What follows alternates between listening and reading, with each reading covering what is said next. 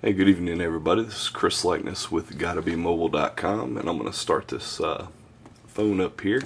What I have here is the Samsung Fascinate from Verizon. It's $200 on contract, and it is a Galaxy S Samsung device, which there is a flavor of the Galaxy S device on each of the major US carriers already, and this phone's been out about a month and a half or so now. I've been using it solid for the last 2 weeks for my review, and I customarily don't do video reviews. I'll do an unboxing, a first look, and you see how quickly that just came up to boot off of the fresh or cold boot. So I normally only do the unboxings and the video first looks, and then rely on a text video review. I'm going to turn these lights off here. Well, I'm going to wait and show you the hardware. So anyway, this is, like I said, the Samsung Fascinate on Verizon, and it's got a very nice 4-inch Super AMOLED screen, which I love. The only issues I had in my time is when you're outside in bright sunlight. It's difficult to read, but inside, oh wow, you can't get much better of a screen unless you've got like the iPhone 4. So internal memory, we've got 2 gig of internal storage memory, and up under here, here's the battery cover. You got a 1500 milliamp hour removable battery, and you have a 16 gig micro SD card that came pre-installed. I'd take it out, but I really don't want to mess up. It should be able to go in and out on the fly, but you know what I'm saying. On a demo, you really don't want to take risks. So in my first look that I've already posted, I've already went through all the controls and so forth, but I'll do it again. We've got the 3.5 millimeter headphone jack, and I really like this. This is the charge sync connector, and rather than having some kind of flap that can break off or wide open to get dust in there, they've got a little slide cover there, which I really like.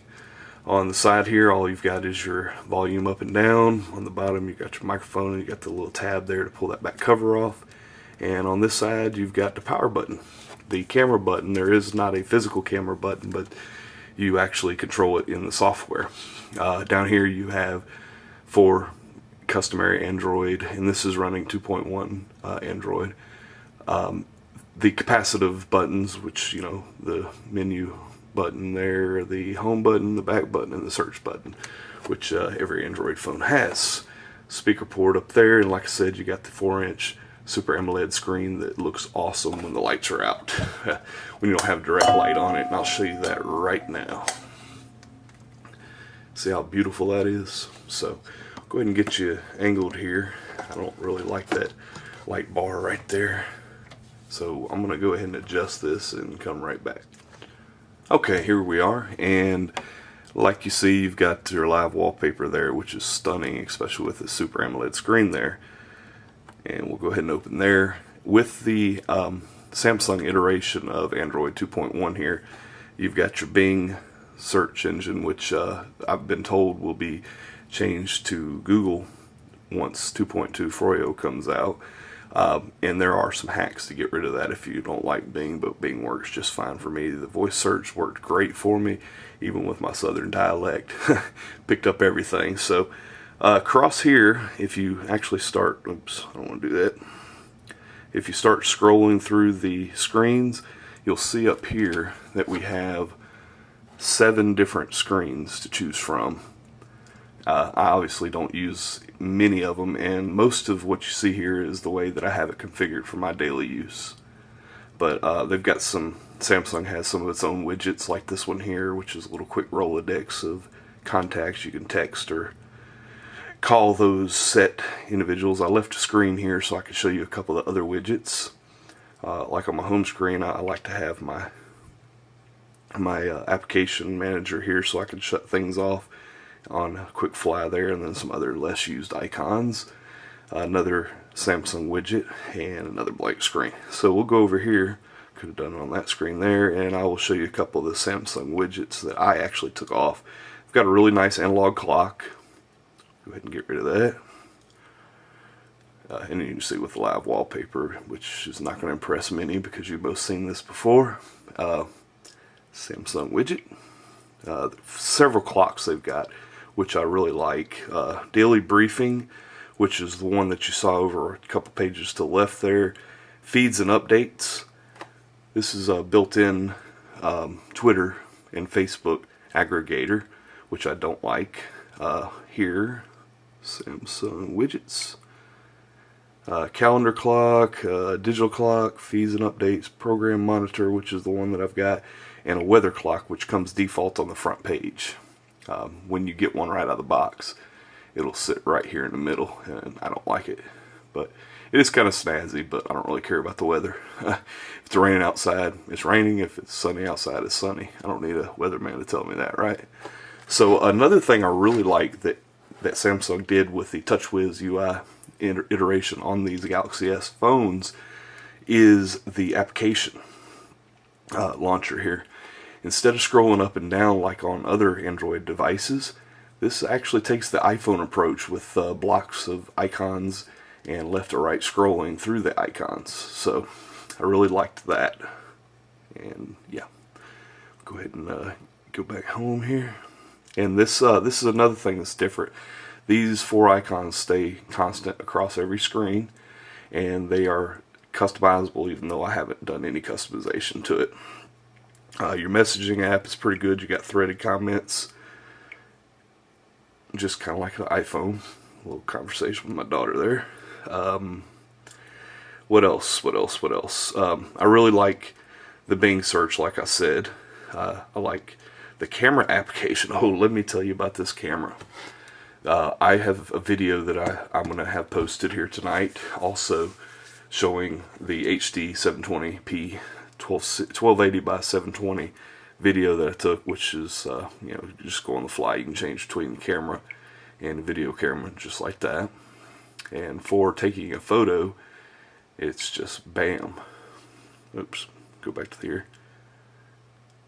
It's got a real nice flash when low light situations, and in my review that I'll have on gottabemobile.com, I'll show you plenty of pictures I took for Twitter and whatnot. But the thing that's kind of cool, when I take this picture and click on share here, and you can share it to all sorts of different places. I have Dropbox installed, so I can drop it into my Dropbox. Get email, Gmail, Message, Picasa, TweetDeck, which is the Twitter client that I chose to use pretty much everywhere, including on an Android device. So anyway, we'll go back home here, and that's about it. I mean, you've seen Android before, so I don't really need to go and show you all that, but really nice applications that they put on here, some decent widgets. This is, in my opinion, the very best Android device that I have used so far. Most recently I used the Droid X, which I was very happy with. However, I actually like this device much more. There are some very nice offerings on Verizon in the Android department. Obviously, you got your Droid Pro or Droid 2, you've got your Droid X. I mean, got lots of choices, but the thin profile of this one, even though that's a plastic backing, the camera on this is just stellar. I can't wait for you guys to click over to Gotta Be Mobile and check out the photos in the next few days that I've been taking with this. It's just phenomenal camera, especially for only being 5 megapixels. So another thing, and I'm rambling here, I haven't done a video review in a long time. On the notifications tab, when you slide it down, you'll notice that you have these 4 icons up here, so you can quickly turn on and off different wireless services. So really nice. I like it a lot. The phone dialer is pretty neat. I would go to the call log, but I'm afraid it'll show something I don't want to see. Contacts. I don't like the way Android sorts the contacts. I know you can change that, but I'd rather go by last name. But and then we got your favorites, which will probably bring up something I shouldn't have. But that's pretty much it. Except maybe the browser. I can show you how the browser works. It's pretty quick. Let's see here. Let's go to Gotta Be Mobile. Actually, we could go to my personal blog, but I'd rather go to Gotta Be Mobile. And I'll tell you, swipe. is a godsend. See how easily that brought up Gotta Be Mobile? I could have done it quicker if I wasn't looking over a camera, but in regular non-mobilized versions, it loads quickly. Obviously I'm on Wi-Fi right now because I don't have that great of a reception out here where I live, but you don't see hardly any redraw. It's pretty quick when you pan in and out. Scrolling around, you don't have any pixelation or redraws, I call it, where you see like a checkerboard on the iPhone or whatever. Really quick, really quick. Wow, there was a little redraw there. This has got the 1 gigahertz processor in it and plenty of application memory, and it's just smoking fast. This has been the best Android phone that I've used so far. If I had a choice of an Android phone on Verizon, this would be the one. Obviously, there are some carriers with some other Android devices that might get rated a little higher than this, but if I was to put a 1 out of 10 on this, I would give it probably about an 8. Only being beat like by the Sprint's Evo 4G would probably get a 9 out of me, but yeah, definitely an 8, maybe an 8.5. Very solid device. Feels really good in the pocket, even though the back's plastic. It's real lightweight.